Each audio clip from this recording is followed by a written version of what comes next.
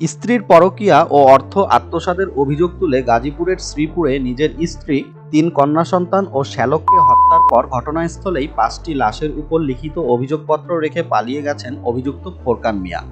কম্পিউটারে টাইপ করা সেই অভিযোগপত্রগুলো লেখা হয়েছে গোপালগঞ্জ সদর থানার ভারপ্রাপ্ত কর্মকর্তা ওসি বরাবর।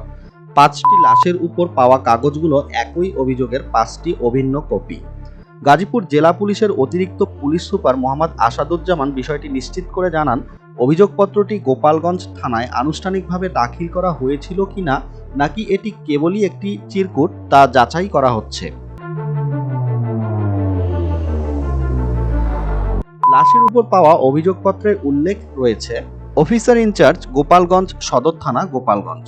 বিষয় অভিযোগ দায়ের প্রসঙ্গে জনাব, যথাবিহিত সম্মান প্রদর্শনপূর্বক বিনীত নিবেদন এই যে আমি নিম্ন স্বাক্ষরকারী মোহাম্মদ ফোরকান, বয়স ৪০, অর্থাৎ আজকে যে খুনের অভিযোগে অভিযুক্ত হয়েছে সেই ফোরকান, পিতা আজিবার রহমান মোল্লা, সাংমেরি, গোপীনাথপুর থানা ও জেলা গোপালগঞ্জ, থানায় আসিয়া, অর্থাৎ সে থানায় ১১ জনকে বিবাদী করে একটা অভিযোগপত্র দাখিল করেছে, সেটাই বলেছে যে থানায় আসিয়া বিবাদী ১ শারমিন খানম, বয়স ৩৫।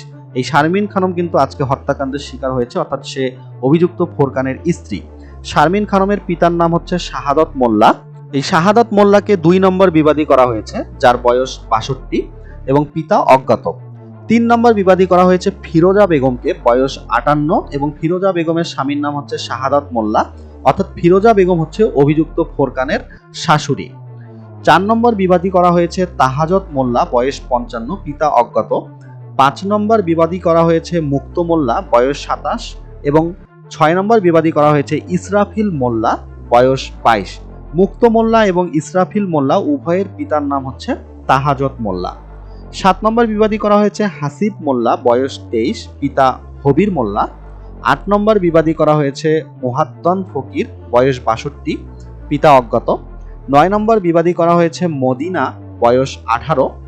১০ নম্বর বিবাদী করা হয়েছে আরজ আলী মোল্লা, বয়স ৪০, এবং ১১ নম্বর বিবাদী করা হয়েছে পলাশ মোল্লা, বয়স ৩৮।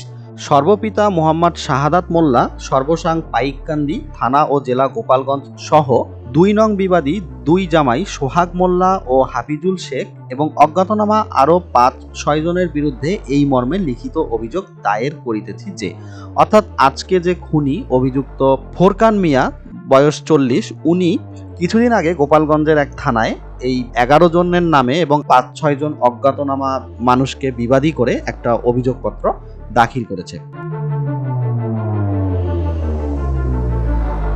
তো চলুন আমরা দেখি যে অভিযোগপত্রে সে কি অভিযোগ করেছিল। তিনি এখানে লিখেছেন ১ নং বিবাদী, অর্থাৎ শারমিন খানম যিনি আজকে খুন হয়েছেন, তো এই ১ নং বিবাদী সম্পর্কে আমার স্ত্রী হয়, ২ নং বিবাদী সম্পর্কে আমার শ্বশুর হয়, অর্থাৎ শারমিন বেগমের বাবা শাহাদাত মোল্লা ২ নং বিবাদী। অনুমান ১৬ বছর পূর্বে ১ নং বিবাদীর সাথে আমার রেজিস্ট্রি কাবিন মূলে ইসলামিক শরীয়ত মোতাবেক পারিবারিকভাবে সামাজিক মতে বিবাহ হয়।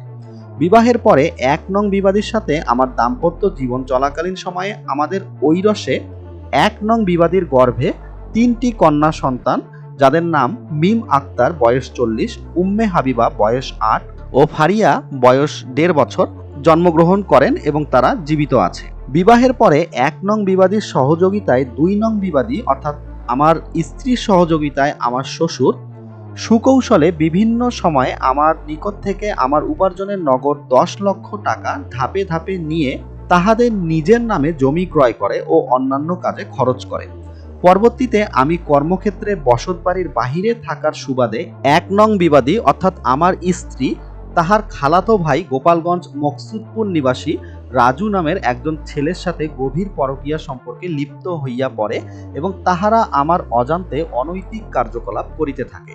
এমনকি ১ নং বিবাদী, অর্থাৎ আমার স্ত্রী, তাহার খালাতো ভাই রাজু সহ অন্যান্য আরও ছেলের সাথে পরকীয়া সম্পর্কে লিপ্ত হইয়া অনৈতিক কার্যকলাপ করিতে থাকে। আমি ঘটনাটি আমার মেয়ে উম্মে হাবিবার কাছ থেকে জানতে পারিয়া উপরোক্ত বিষয়ে কথা বলায় সকল বিবাদীরা আমাকে বিভিন্ন প্রকার ভয়ভীতি প্রদর্শন করিয়া আসিতেছে। অর্থাৎ আজকের যে খুনি অভিযুক্ত ফোরকান, সে তার স্ত্রীর নৈতিক স্থলন এবং টাকা পয়সার বিষয়ে কথা বলার কারণে তার স্ত্রীর লোকজন, অর্থাৎ শ্বশুর বাসার লোকজন তাকে বিভিন্ন প্রকার ভয়ভীতি প্রদর্শন করিয়া আসিতেছে।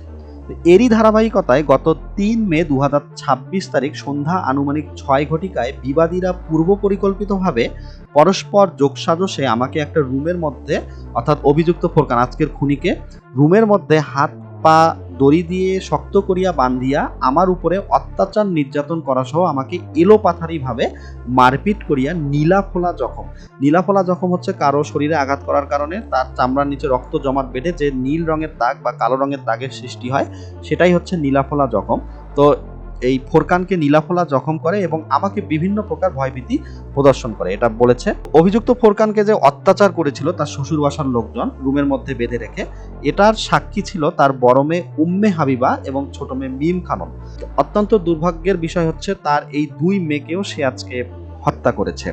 তো এই 2 মেয়ে ছাড়াও অন্যান্য আরো অনেক সাক্ষী ছিল। শেষে সে বলেছে, এমত অবস্থায় আমি উপরোক্ত বিষয়, অর্থাৎ আমার স্ত্রীর যে নৈতিক স্থলন এবং শ্বশুর বাসার সঙ্গে যে টাকা পয়সার বিষয়টা, এইসব বিষয় আমি আমার আত্মীয় স্বজন সহ এলাকার গণ্যমান্য ব্যক্তিবর্গের সঙ্গে আলোচনা করিয়া থানায় অভিযোগ দায়ের করিতে বিলম্ব হইল।